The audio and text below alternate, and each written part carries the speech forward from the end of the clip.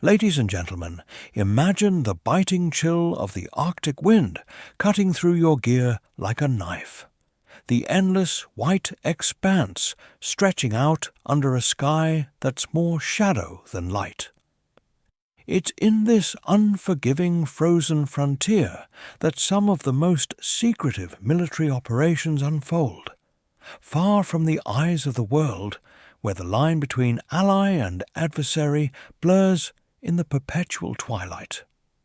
Tonight, we're diving into a story that's equal parts high-stakes mission and inexplicable mystery, drawn from the testimonies of British commandos who faced not just human threats, but something far more elusive. Our tale centres on the hijacking of HMS Vanguard, a British Astute-class submarine patrolling the Barents Sea in the high Arctic. This wasn't your typical Cold War relic. We're talking modern era, around 2022. Amid heightened tensions with Russian naval forces probing NATO boundaries. The Vanguard was equipped with state-of-the-art sonar, Tomahawk missiles, and a crew of elite submariners trained for stealth insertions.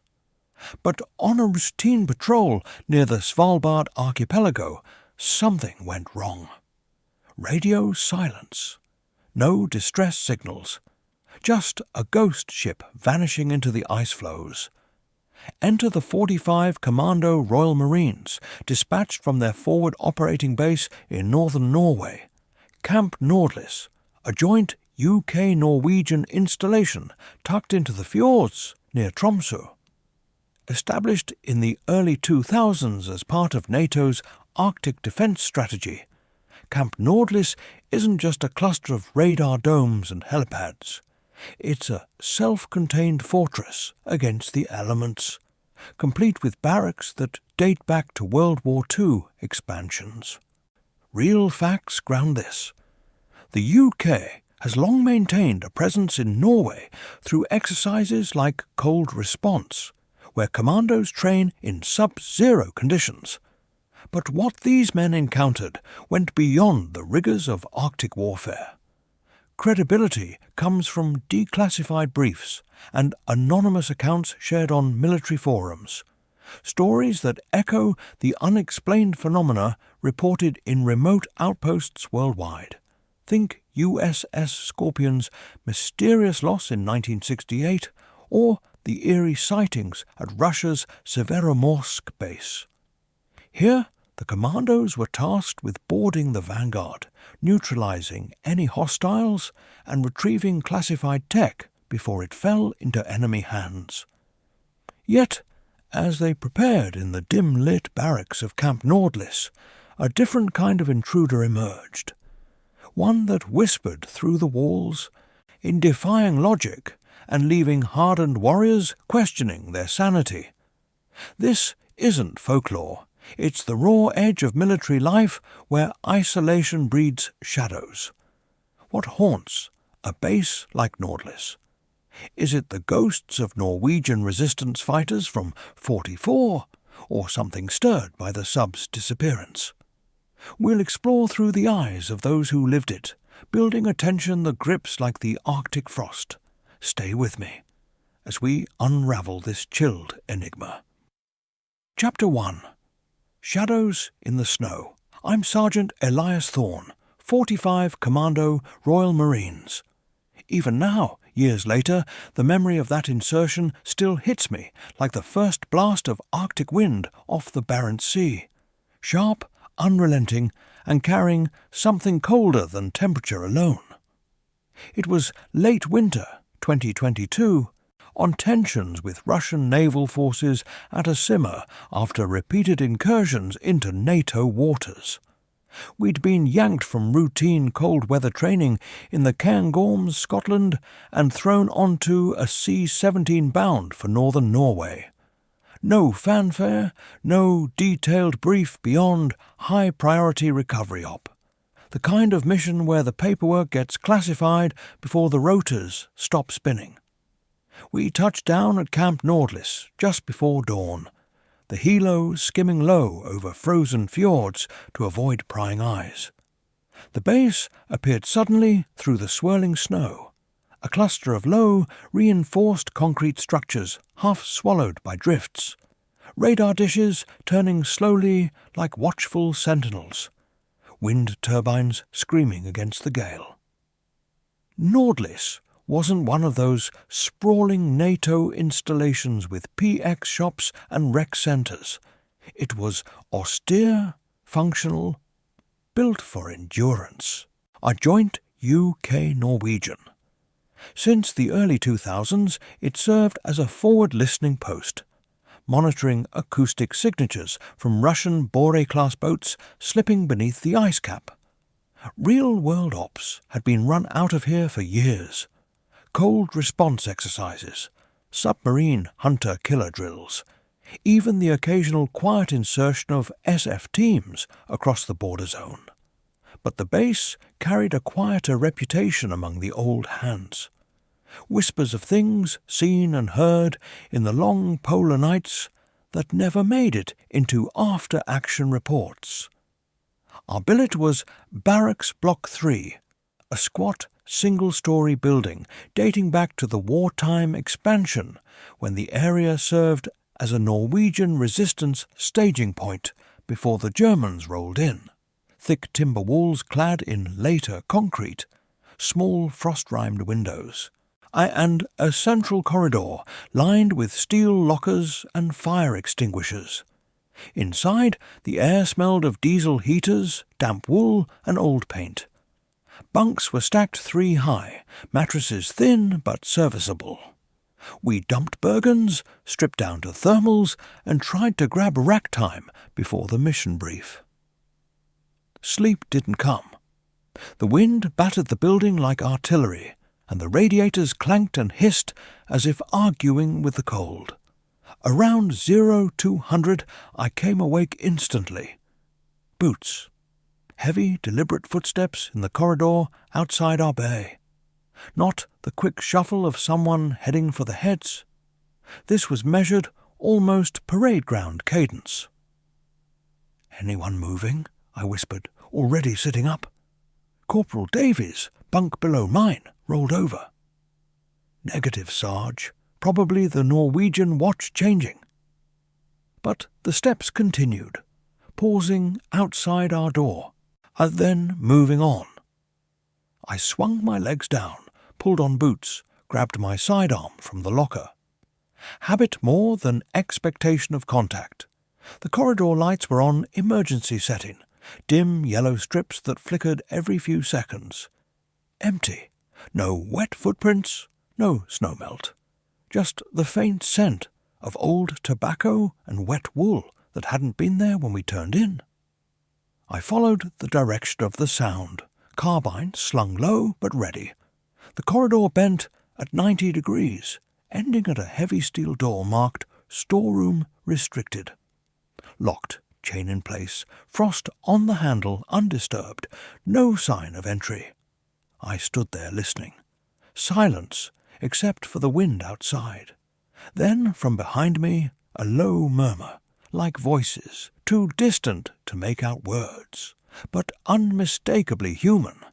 I spun. Nothing. Back in the bay, the lads were stirring.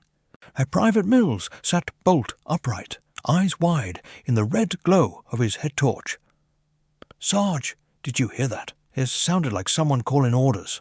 Old school, like fix bayonets or something." Davies rubbed his face. "Wind through the vents. Or the pipes. This place is ancient." But none of us believed it. We checked weapons, secured the door, and settled uneasily. Morning came grey and relentless. Over breakfast, oatmeal and coffee that tasted like boiled socks, the Norwegian armourer, a grizzled sergeant named Larsen, leaned across the table.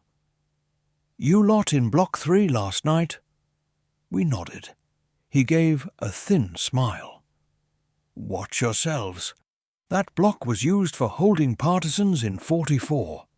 Gestapo brought them here before the executions out back. Some say The ones who didn't make it to the wall still walk the halls, are checking that the new arrivals know the password. We laughed it off. Nerves, jet lag, Arctic-induced hallucinations. But the laughter felt thin. The day was spent in prep. Mission planning in the ops room, reviewing schematics of the Vanguard's internal layout, practicing compartment clears on a mocked-up mock-up in the hangar.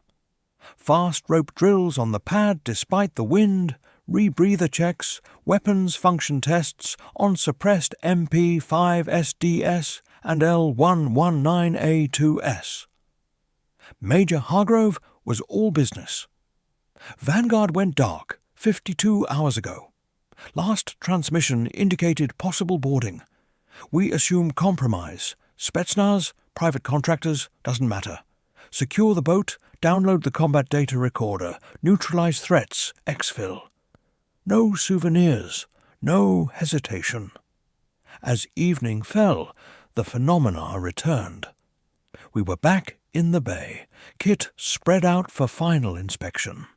Footsteps again, louder, closer. This time, multiple sets, moving in formation down the corridor. We froze. Mills edged to the door, cracked it. Empty hall. But the steps didn't stop. They reached the bay entrance, paused, then continued past. A moment later, from the far end, came a single clear whisper carried on the cold air. "Stand fast. They're coming from the north." Gooseflesh rippled across my arms despite the layers. Davies muttered a curse. We searched the block, every locker, every alcove. Nothing. No hidden speakers, no pranksters. Just the building breathing around us. That night, as we staged on the pad for the helo pickup, I looked back at Block 3. Lights glowed dimly in the windows, snow swirling like ghosts. The footsteps had followed us outside, faint now but unmistakable, pacing parallel to our position 50 meters away in the whiteout.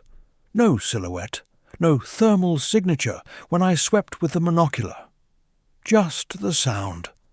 I climbed aboard the Sea King with the rest of the stick, rotors building to takeoff RPM. As we lifted into the blizzard, I couldn't shake the certainty whatever walked those halls wasn't trying to scare us off. It was warning us. Chapter 2. Whispers from the Walls. Lance Corporal Aidan Reese here, 45 Commando.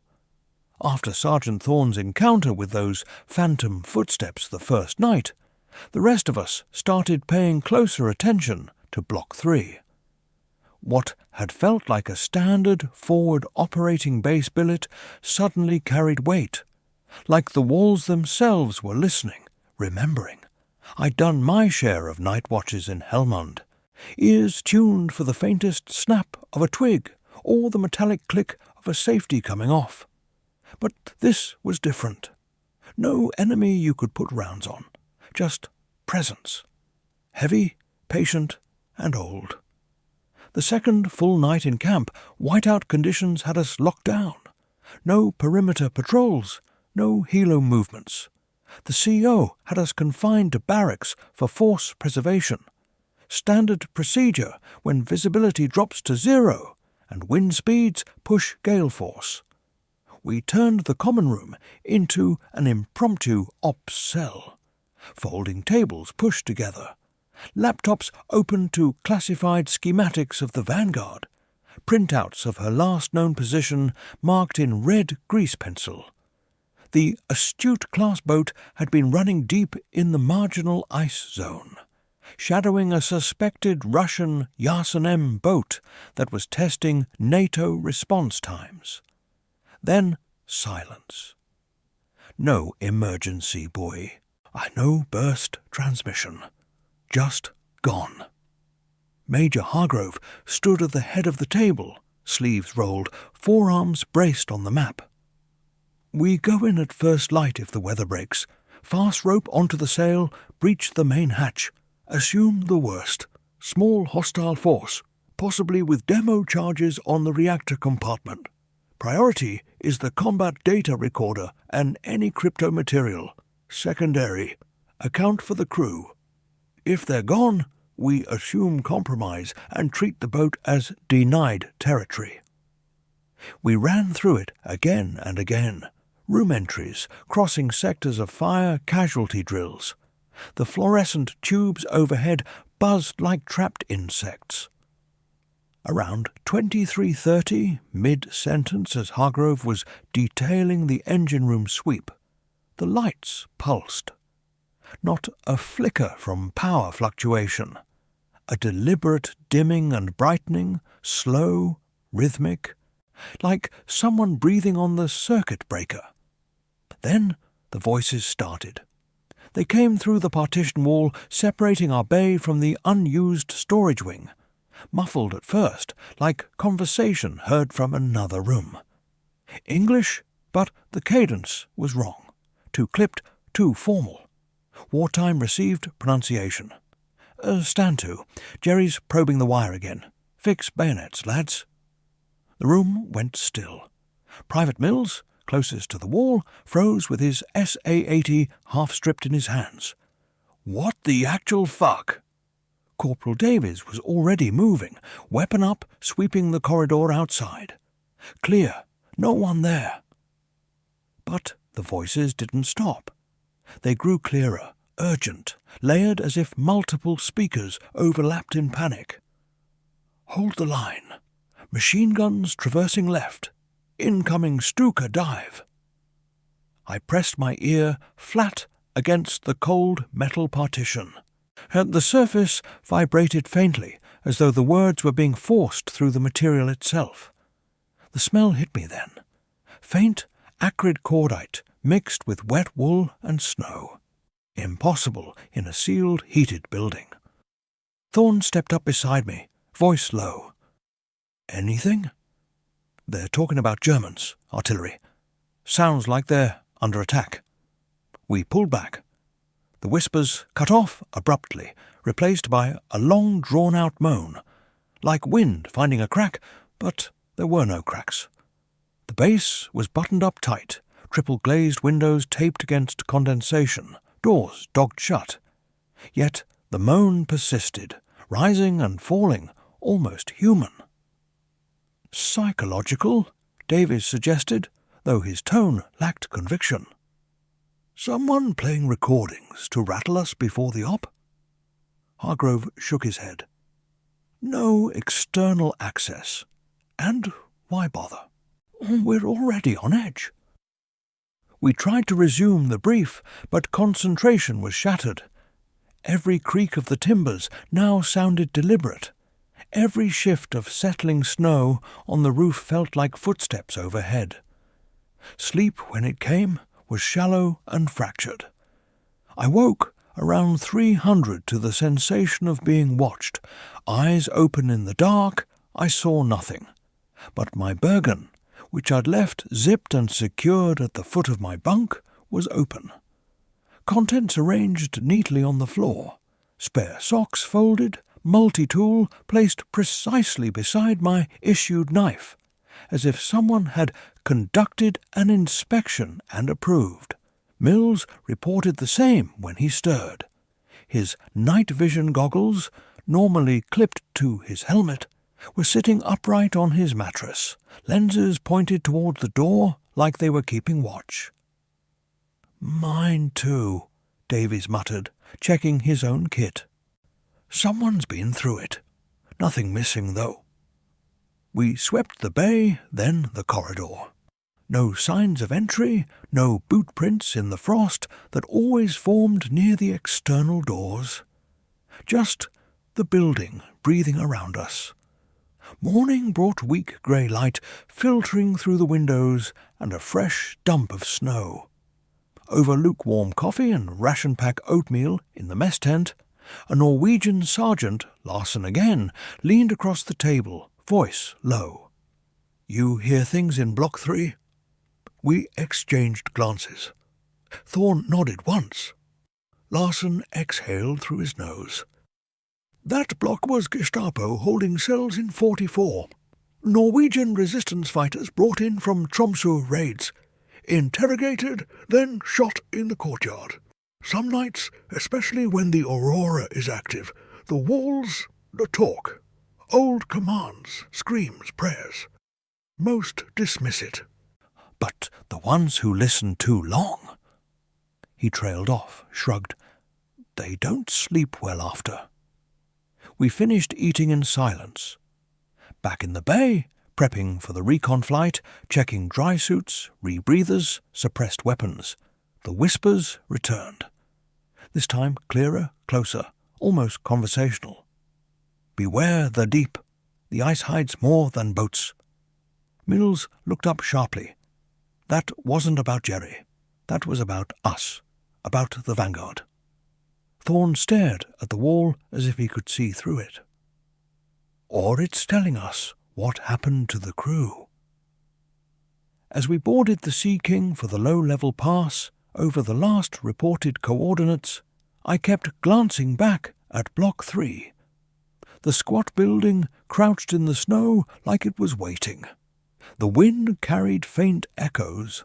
Orders barked in clipped English, the crack of distant rifle fire.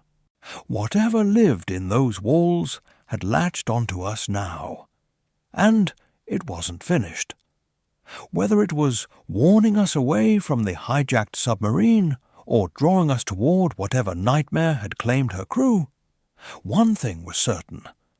The Arctic cold wasn't the only thing that could kill you out here. Chapter 3. The Silent Summon.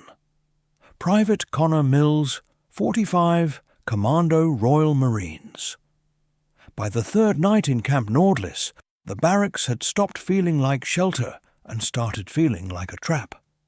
The wind never let up, constant low roar that drilled into your skull.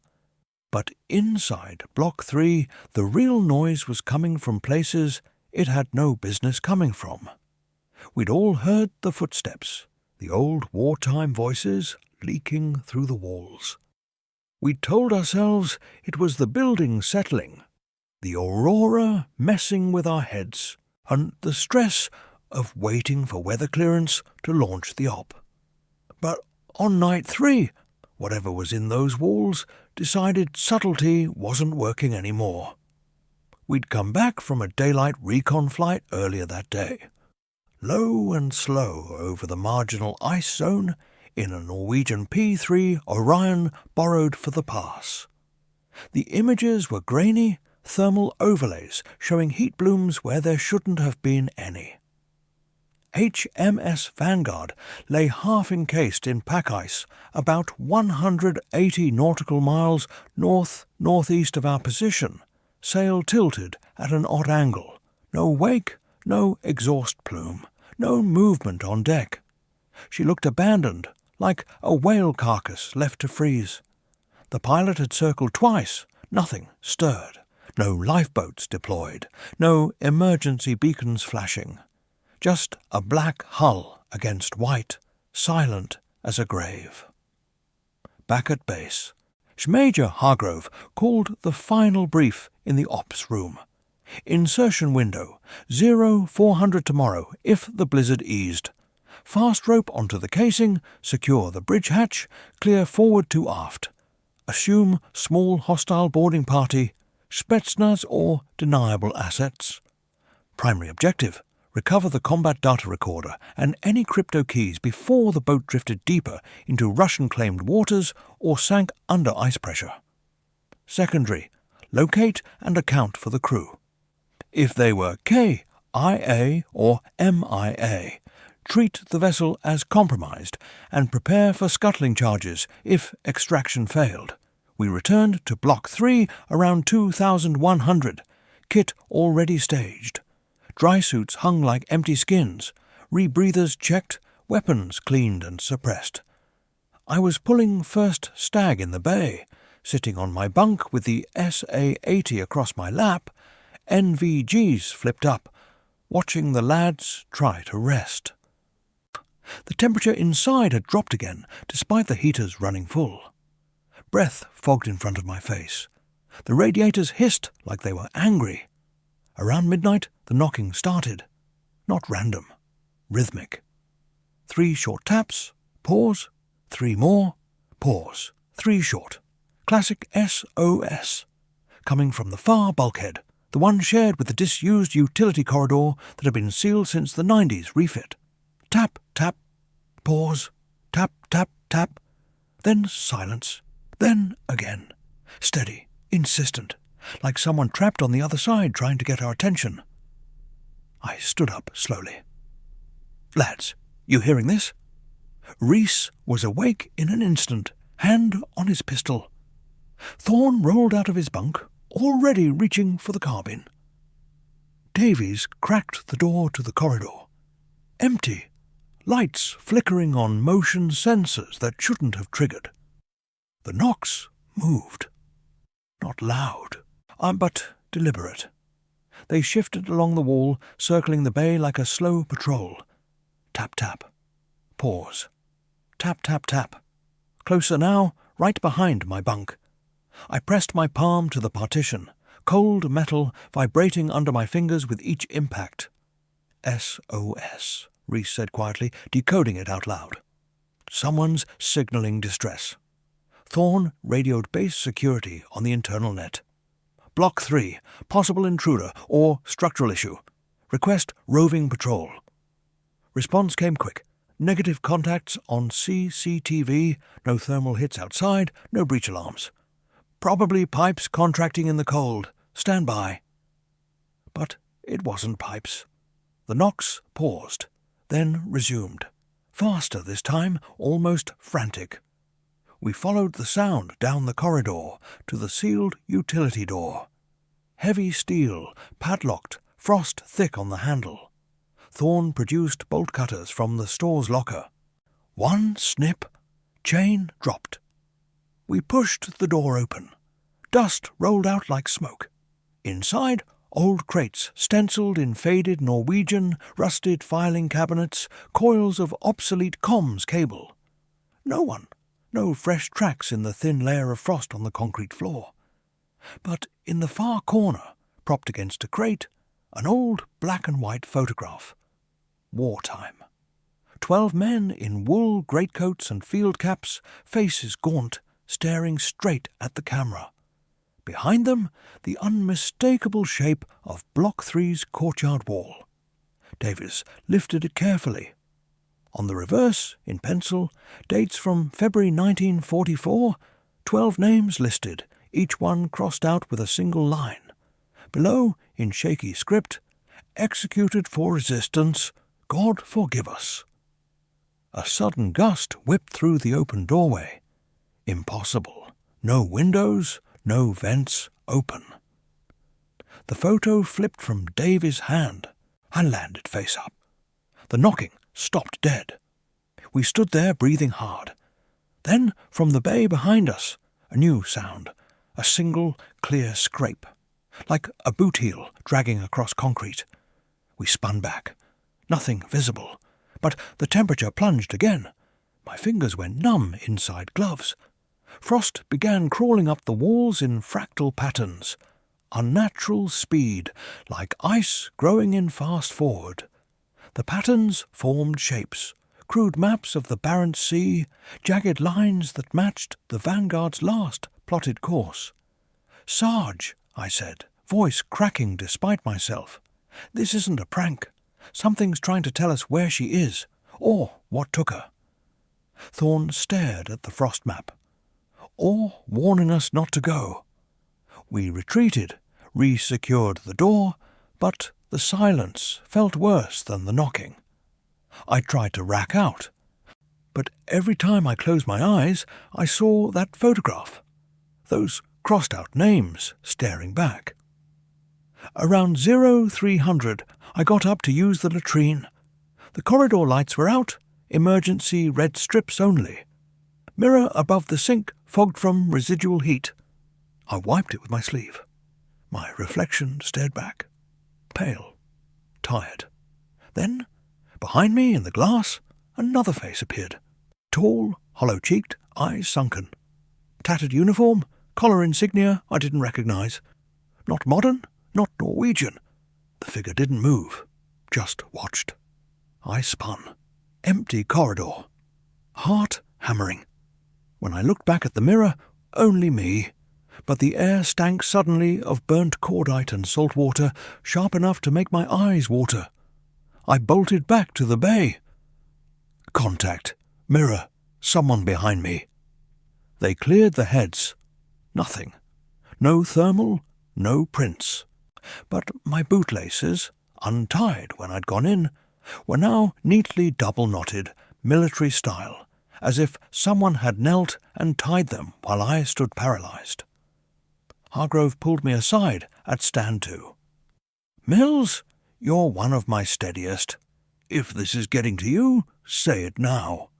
We can't afford hesitation on the ice." I met his eyes.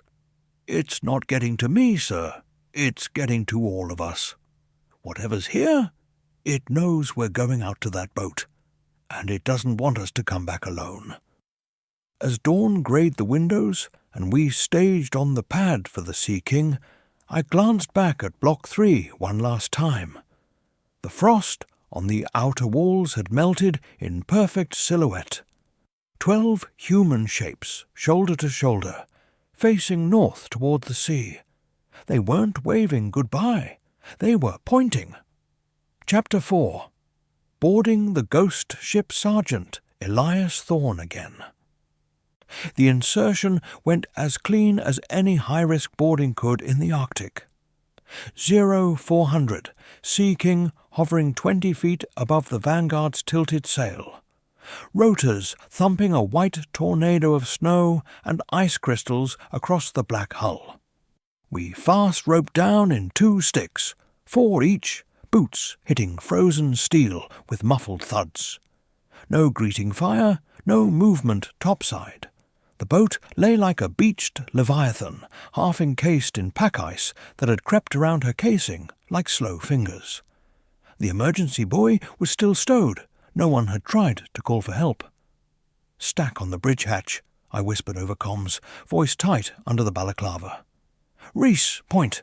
Mills, rear. Silent until we're inside." Reese led, suppressed MP5SD up, gloved hand on the hatch wheel. It turned freely, no dogging mechanism engaged.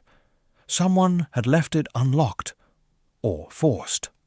The hatch swung up with a metallic groan that seemed obscenely loud in the frozen silence. Red combat light spilled out, painting our faces bloody. We dropped inside single file, sealing the hatch behind us. The control room smelled wrong immediately. Stale air, ozone from overheated electronics, and underneath it all a faint coppery tang like old blood. Consoles glowed dimly on battery backup. Sonar screens frozen mid-sweep. Depth gauge locked at 120 meters before she'd surfaced, nav plot showing a meandering course that ended abruptly in our current position. Coffee mugs sat untouched on the chart table, contents iced over. Chairs pushed back as if the watchstanders had stood suddenly and never sat again. "Clear forward," Reese reported, sweeping toward the bow torpedo room with Mills covering. Clear aft," Davies confirmed from the engine access ladder. No bodies, no spent casings, no signs of struggle beyond the eerie orderliness. Personal effects remained. A half-read paperback on the CO's shelf, a photo of kids taped to a sonarman station, a pair of reading glasses folded neatly beside a logbook open to the last entry. I stepped to the central periscope stand. The attack periscope was raised halfway, optics dark. I glanced through the eyepiece out of habit. Nothing but black ice pressing against the lens. Then I noticed the wardroom door ajar. We moved to clear it. Inside, officers' mess table set for a meal that never happened. Plates empty, cutlery aligned. But one chair had been dragged back violently, scraping a long gouge in the non-slip deck matting. On the bulkhead behind it, are scrawled in what looked like engine grease or blood. Hard to tell in the red light. They came from below. "Contact," Mills hissed. "Weapon tracking shadows. Negative visual." But the air pressure changed. Subtle, like the boat had taken a slow breath. A low metallic creak ran the length of the pressure hull, not ice stress. More deliberate, like bulkheads shifting under unseen hands. We pushed on to the torpedo room. 6 tubes, outer doors closed, reload gear stowed. But the inner doors on tubes 1 and 2 stood cracked open, just enough for a man to slip through if he was desperate. No war shots loaded. The racks were empty. Someone had been moving fish, or something else. That's when the first anomaly hit. A chair in the corner, welded mess stool, scraped across the deck. Slow, deliberate, 3 feet to the left. No one near it. We spun, our weapons up. Beams cutting through the gloom. "Movement!" Reese barked. Nothing visible. Thermal on my NVGs showed only our own heat signatures and the faint residual warmth of the boat's systems. But the chair moved again. Another scrape, then stopped. "Psych warfare," Davies muttered. "Motion sensor rigged." No time to speculate. We needed the combat data recorder. I moved to the server cabinet in the control room, plugging in the extraction tool. Download initiated. Progress bar crawling. While it ran, the whispers started. Not like the barracks. These were watery, distorted, coming through the ventilation ducts like voices carried on current. "Abandon ship," the deep calls. Overlapping, multiple speakers, some calm, some panicked. "Negative contacts, but something's there. Bearing 045. Closing. Periscope down. Dive. Dive! We froze. The words matched submarine escape procedure, but the tone was wrong. Resigned, almost pleading. Mills backed toward the ladder. "Sarge, that's the crew. That's them."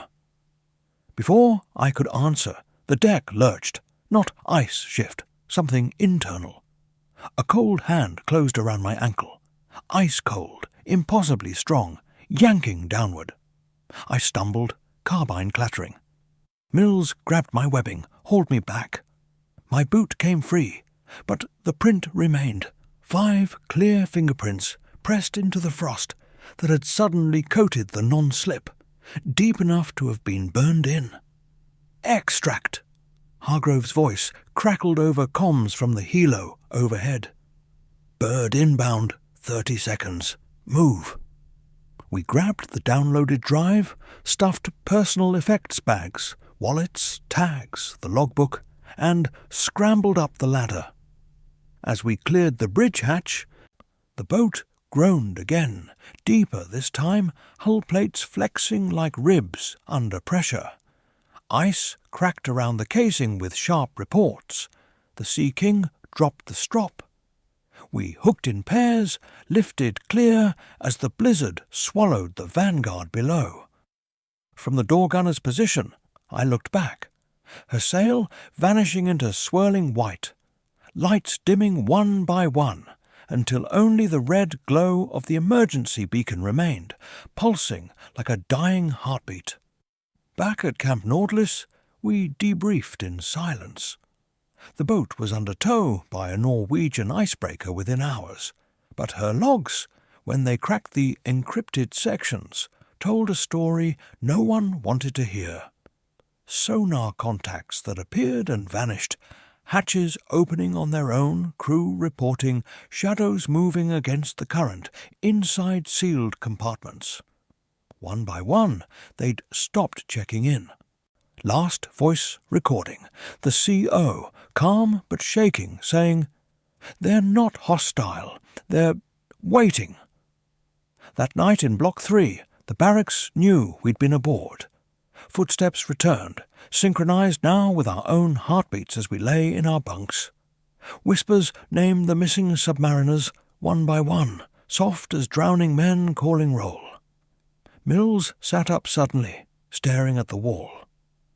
"They've followed us back," he whispered. I didn't argue. Whatever had claimed the Vanguard hadn't stayed on the ice. It had come ashore with us. Cold, patient, and still hungry. Chapter 5. Echoes of the executed Corporal Davies here, 45 Commando, demolition and breaching specialist. After the Vanguard boarding, we were pulled back to Camp Nautilus under quarantine protocol, standard for any op involving potential bio, chem, or classified material contamination. Officially, it was decompression and medical screening. Unofficially, the brass wanted us contained while they figured out what the hell had happened to a fully crewed Astute-class boat that came back empty. The icebreaker had her in tow toward Tromsø Naval Yard, but no one was in a hurry to crack her hatches again. Not after our preliminary report.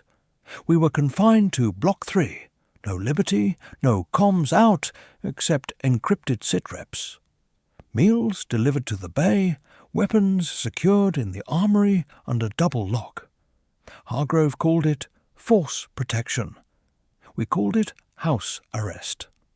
The barracks felt smaller now, the corridors narrower, the air thicker. Whatever we'd brushed against on the Vanguard had followed us back like frost on gear you can't quite scrape off. That first evening post-mission, around 1900, our lights low for stand-down, the manifestations escalated. We were sitting in the common room, kit spread for maintenance checks, cleaning rods through barrels, oil on rails, rebreathers disassembled on newspaper, trying to focus on routine to keep our minds off the boat. Then the lights failed completely, not a flicker or surge, just gone. Emergency strobes kicked in, red pulses throwing long, jagged shadows across the bunks and lockers. At first we thought a power cut, common in whiteouts when the grid strains, but the generators were still humming outside. We could feel the vibration through the floor. Then the figures appeared. Not sudden, gradual, like fog condensing into shape, translucent at the edges, then solidifying.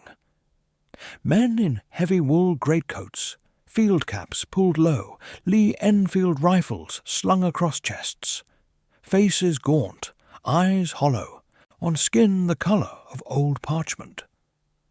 They didn't walk through walls, they materialized in the open spaces between bunks, pacing slowly, mouths moving in silent orders.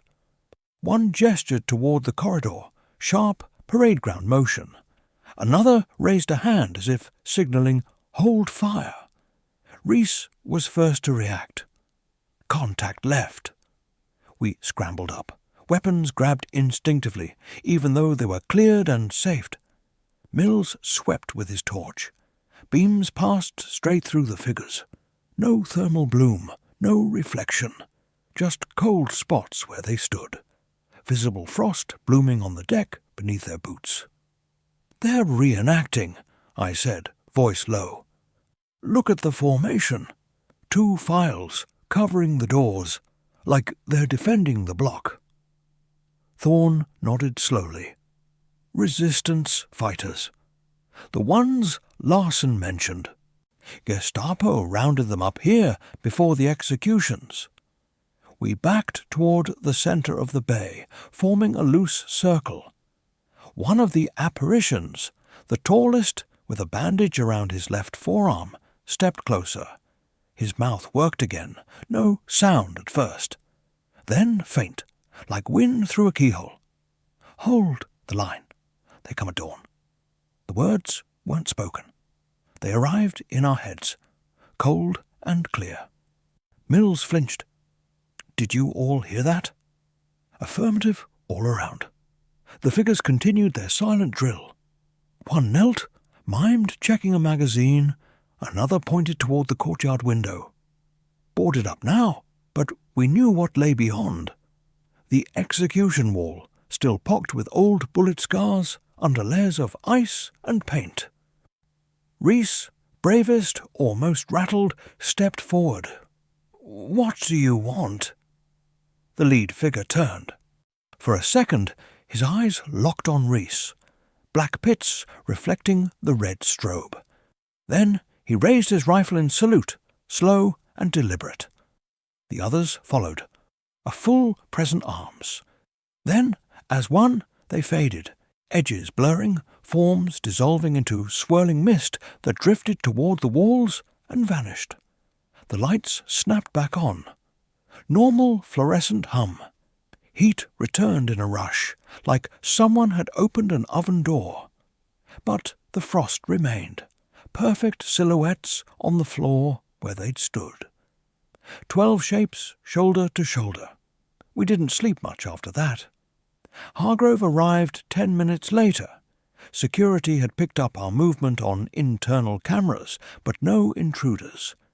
He listened to the report without interruption, face unreadable. "Base archives," he said finally. "I want confirmation." We went down to the records room, small, a locked vault off the ops center. Norwegian archivist pulled the relevant files under supervision. February 1944. 12 members of the Norwegian resistance captured after a raid on a German supply depot near Alta. Held in Block 3 for interrogation. Transferred to Tromsø for trial, except they never left. Gestapo executed them in the courtyard at 600 on the 17th. No records of burial. Bodies presumed interred under the snow or beneath the foundations when the block was expanded post-war. One document, a faded typewritten report, mentioned an anomaly during the executions. Witnesses claimed the condemned men had sung as the shots rang out. Not a hymn, a low, wordless chant. Observers described it as unnatural, like the sound carried on the wind long after the bodies fell. Back in the bay, we pieced it together. The Vanguard had been patrolling over known WWII wreck sites, U-boats sunk in the Barents, Norwegian fishing boats mined and abandoned. Perhaps the sub's active sonar sweeps, the magnetic anomalies from her systems had disturbed something older. Or perhaps the crew had heard the same whispers we had. Warnings from men who died in the cold, waiting for someone to acknowledge their unfinished business. Around 0200 the figures returned, more solid this time. They didn't pace, they stood at the foot of our bunks, one per man, watching, not threatening, waiting. Mills spoke first, voice shaking. "We saw what happened to the boat. We brought proof back. The logs, the recorder. Is that enough?" The lead apparition, the bandaged one, tilted his head. Then, slowly, he reached out. Not to grab, to point, toward the window, toward the north, toward the sea. A final whisper, collective this time. "Release us." The room shook, subtle tremor like distant artillery. Doors rattled in their frames. Frost raced up the walls again, forming new patterns. Crude sketches of sinking submarines, men in the water, ice closing over them. We didn't fire, didn't run. We stood vigil until dawn. As the first grey light filtered through the boarded windows, the figures faded once more. This time they didn't dissolve into mist. They walked, deliberate steps, toward the courtyard wall and passed straight through it, vanishing into the snow beyond. The frost melted. The tremor stopped. Block 3 went quiet for the first time since we'd arrived. But we knew it wasn't over. The executed had delivered their message. Whatever tied them to this place had linked to the Vanguard's fate. And if we'd brought any fragment of that deep cold back with us, it wasn't leaving quietly. Chapter 6. The Deep's Retribution. Lance Corporal Aidan Rees, 45 Commando. 2 days after we returned from the Vanguard, Camp Nordlis felt like it was holding its breath. The quarantine had us locked down tighter than ever. No movement outside Block 3, except for essential head calls and meals collected from the mess tent under escort. The Norwegian icebreaker had the submarine in tow, but engineering teams were still waiting for radiation and pressure hull clearance before anyone went back aboard. Our combat data recorder download sat encrypted in the ops vault, and every time Hargrove got a secure call from PJHQ Northwood, his face grew a shade greyer. Whatever the logs contained, it wasn't being shared with the junior ranks. Yet the real debrief was happening inside the barracks walls, and it wasn't coming from officers. The phenomena started small that evening, objects shifting when no one was looking.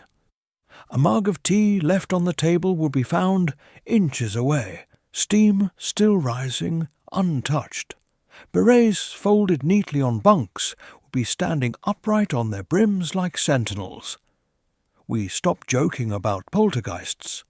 The laughter had dried up after the apparitions in the bay the night before. These weren't the executed partisans anymore. These felt different, colder, wetter, carrying the unmistakable reek of diesel, salt water, and ozone that had clung to us since the boat. Around 2,200, the lights began to dim and brighten in slow pulses again, but this time the rhythm matched a slow, mechanical heartbeat, thump, thump, thump, like the main engines of a submerged submarine idling at periscope depth. The temperature plunged.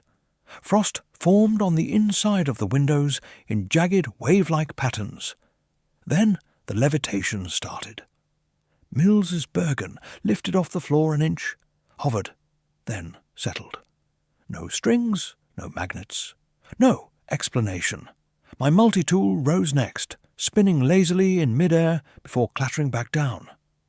We watched in stunned silence as a half-dozen small items, dog tags, a wrist compass, a ration-pack spoon, drifted upward together, forming a loose circle above the central table.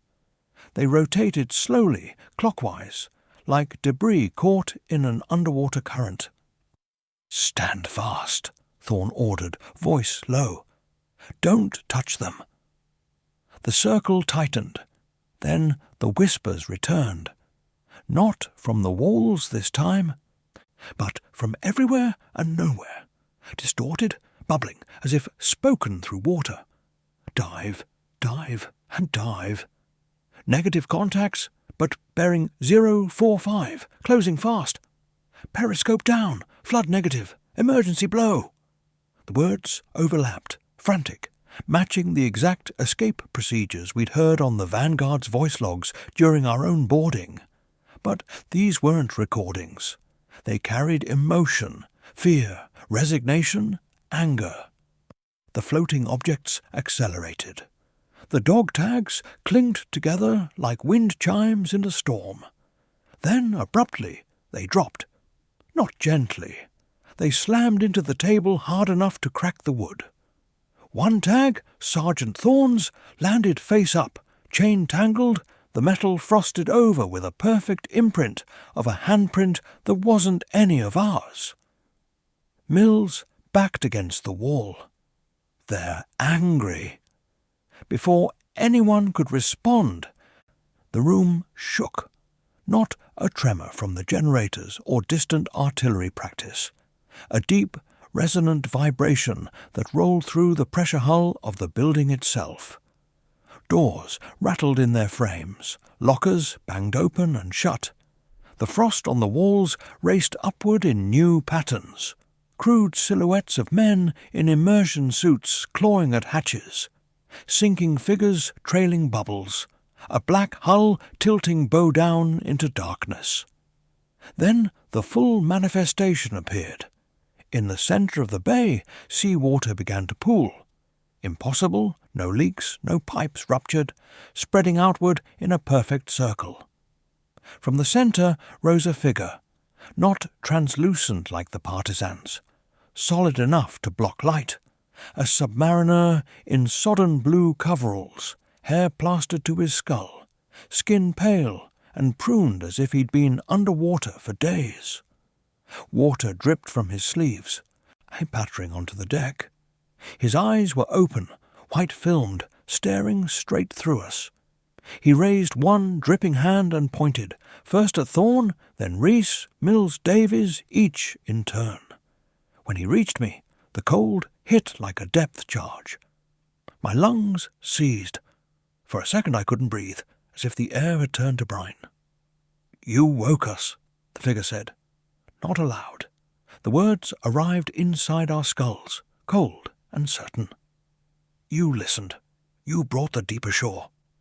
Thorne stepped forward, carbine lowered but ready. "We didn't wake anything. We recovered what was lost." The figure tilted its head. Water streamed from its mouth when it spoke again. "The ice remembers. The wrecks remember. You swept your sonar over graves older than your wars. You called. We answered." Mills found his voice. "What do you want?" The boat's back. "The logs are recovered. Let it go." The apparition didn't answer immediately. Instead it turned and walked, slow, deliberate, toward the sealed utility room we'd opened nights before. The door, re-padlocked after the photograph incident, swung open on its own. Inside, among the crates, lay the relic we'd overlooked, a small iron cross, Nazi era, half buried under dust. One of the partisans must have taken it as a trophy during a raid, hidden it here before capture. It had lain undisturbed for 80 years. The figure pointed at it. "Burn it. Release the chain." We didn't hesitate. Thorne grabbed the cross with gloved hands, carried it outside into the courtyard despite the howling blizzard. We formed a tight perimeter, weapons up, torches cutting through whiteout. He doused it in diesel from a jerry can, struck a flare. The metal glowed red, a thin white. As it melted, the wind screamed, a long, ululating cry that rose and fell like a sinking boat's final plunge. The figure watched from the doorway, unmoving. And when the cross was slag, it nodded once. Then the seawater pool evaporated in seconds. The frost retreated. The vibration ceased. The apparition dissolved, not into mist, but into falling water droplets that froze midair and shattered on the deck like glass.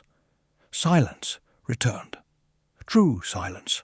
No footsteps, no whispers, no cold spots.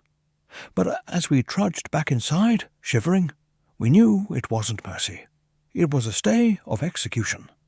The deep had made its point. Some things should remain buried under ice. Disturb them, and the retribution follows, patient, inexorable, and colder than any Arctic night. We spent the rest of that watch staring at the empty space where the figure had stood, wondering how many more wrecks still waited out there, listening for the next sweep of active sonar, the next team foolish enough to board a ghost ship. Chapter 7. Fading into the frost. Private Connor Mills, 45, Commando Royal Marines. The morning after we burned the Iron Cross in the courtyard, Camp Nordlis felt strangely empty, like a house after a long storm has passed, but the air still holds the memory of thunder. The blizzard had eased to a steady, wind-driven snow, visibility up to 100 meters for the first time in days. Helos were flying again. Evac orders came down from northward by secure link. We were to be extracted to RAF Lossiemouth via C-130, then debriefed at a secure facility in Scotland.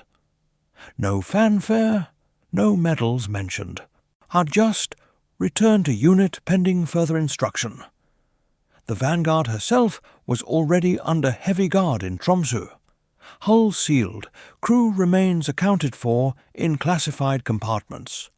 Logs redacted before anyone outside the boat's chain of command could read them. We packed in silence. Bergen zipped, weapons cleared and cased, personal effects triple-checked. No one spoke much about the night before. The apparition, the seawater pool, the voices demanding release, they hung over us like frost on breath. We'd done what it asked. The cross was slag, scattered in the snow. The barracks had gone quiet.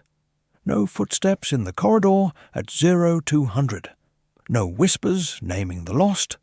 No cold spots creeping up the walls. Block 3 felt like any other tired military billet again. Heaters clanking, lockers rattling, the low hum of generators outside. But we knew better. Quiet doesn't mean gone. It means waiting. As we staged on the pad for the outbound helo, Sea King this time, rotors already turning, I looked back at the squat concrete shape of Block 3-1 last time. Snow had drifted against the walls overnight, softening the hard lines. The windows were dark, frost patterns gone. Yet something caught my eye. Faint silhouettes etched into the fresh powder along the courtyard wall. 12 shapes, shoulder to shoulder, facing north toward the Barents. Not aggressive, not pleading, just present, like sentries relieved of watch but still standing post. I blinked snow from my lashes. When I looked again, the wind had already begun to blur them. The flight south was uneventful. We flew low over fjords and mountains, the helo's cabin lit red, our lads dozing against webbing or staring out at the endless white. No one mentioned the partisans or the submariner. We didn't need to. The cold had followed us inside, deeper than thermals or Gore-Tex could block. It settled in the joints, the lungs, the quiet moments between words. Debrief at Lossiemouth was clinical. Psych eval, blood draws, written statements taken separately. The official line, environmental factors, extreme isolation, auroral electromagnetic interference, carbon monoxide microleaks from aging heaters, had induced shared hallucinations. The Vanguard incident was attributed to a combination of mechanical failure, possible hostile boarding, evidence inconclusive, and subsequent crew disorientation in Arctic conditions. Our after-action reports were sanitized, anomalous sounds and visual phenomena noted but not emphasized. No mention of apparitions, no record of the burned relic. The Iron Cross vanished from inventory logs as if it had never existed. We were released back to unit after 10 days. I returned to barracks in Arbroath, tried to slot back into routine, PT, Rangers, pre-deployment training. But the dreams came. Every night the same. Walking the corridors of Block 3, lights flickering red, hearing boots pacing just behind me. Turning to find no one. Then the whisper, still here. I'd wake soaked in sweat despite the chill of the room, checking corners out of habit. Months later, word filtered through the grapevine. Vanguard recommissioned after extensive refit. New sonar suite, upgraded reactor shielding, crew rotated almost entirely. But the turnover was unusually high. Our reports of unexplained incidents during shakedown cruises. Hatches found dogged from the inside with no one present. Sonar contacts that appeared and vanished like ghosts. Crew members waking to find their bunks soaked with seawater that evaporated by morning. No injuries, no proof. Just enough unease that the boat earned a quiet nickname among the submarine service, the Ice Widow. Back in Norway, Camp Nordlis continued operations. New detachments rotated through Block 3. The Norwegian Sergeant Larsen emailed me once, unofficial, off-net, saying the whispers had returned. Softer now, but persistent. Not angry, he wrote, just reminding, like old watchkeepers who won't stand down. He attached a photo, the courtyard wall after a fresh snowfall. 12 faint outlines still visible, facing the same direction, north, toward the deep. I keep that photo in my locker, not as proof, as reminder. The Arctic doesn't forget. Wars end, boats sink, men die. But the cold preserves everything. Grudges, grief, unfinished business. We disturbed something older than any of us, something that had been listening to sonar pings and ice groans for decades. We gave it a voice for a few nights. We gave it release, or at least a pause. But release isn't the same as peace. Sometimes, on the coldest nights in Scotland, when the wind howls down from the North Sea, I still hear it. Faint footsteps in the corridor outside my room. Not threatening, not urgent, just pacing. Checking that the watch is still kept. Checking that someone remembers. I don't open the door anymore. I just listen until the sound fades into the frost. Because some echoes don't need answering. They just need to be heard. And out there, under the ice, something is still listening back. Word count 902. After action reflection. Looking back on these 7 testimonies from the men of 45 Commando, what stands out most is the quiet respect they carry for forces beyond their control. This wasn't a tale of combat heroics or tactical triumph. It was a collision between the modern machinery of war, stealth submarines, encrypted comms, NATO forward bases, and something far older, something the Arctic has guarded for generations. The partisans of 1944, the lost crew of the Vanguard, the iron relic buried in dust, they weren't separate stories. They were threads of the same cold tapestry. Human suffering preserved by ice, waiting for acknowledgement. Was it truly supernatural? Or the mind's desperate attempt to make sense of isolation, loss, and the unknown? The official record says the latter. The men who lived it say otherwise. Electromagnetic anomalies, shared trauma, carbon monoxide. Those explanations hold on paper. But they don't explain the handprint in frost, the seawater on dry decks, the silhouettes that refused to blow away. These accounts force questions we rarely ask in uniform. What do we carry forward when we disturb the past? Do the dead ever truly stand down, or do they wait, patient, inexorable, for the next patrol to pass overhead? And if the deep remembers, what else might surface when we push too far into the frozen dark? To the viewers watching this, if you've served in remote outposts, harsh environments, or long-duration ops, you know the feeling. The way silence can become loud. The way shadows seem to hold shape a second too long. Have you carried something back from the field that never quite left? A sound, a cold spot, a dream that repeats? Share it below. This community exists because these stories deserve to be told, respectfully, without embellishment, from those who were there. If this series chilled you, like the video, subscribe, and turn on notifications.